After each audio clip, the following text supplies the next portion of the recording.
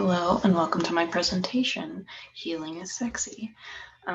So I am Paige, if you didn't know that, now you do. I'm an English major and this is my senior year.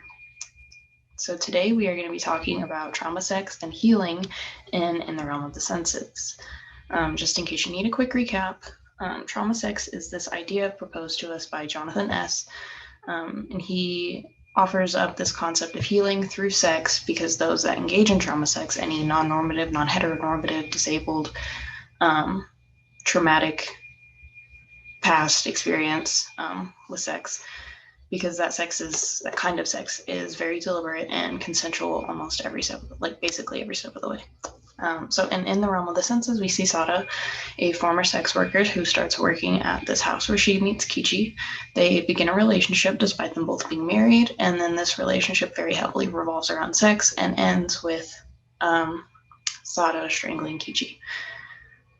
So my thesis is that in looking at the characters' actions throughout the film, particularly in how initiation of sex changes throughout the course of the relationship, we can see that Sada's understanding of how sex is and can be changes.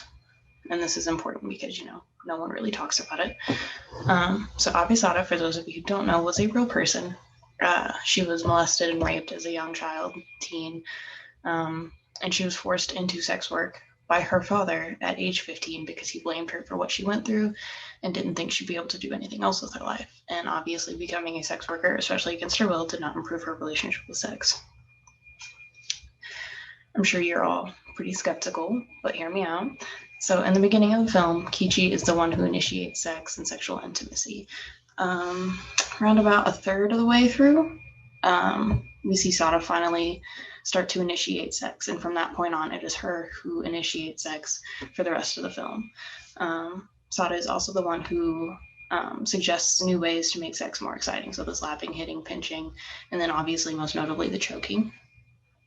And because she starts to initiate the sex, she's demonstrating the agency with sex, and that she's not just a body that sex happens to, which is an important aspect in Jonathan S.'s paper.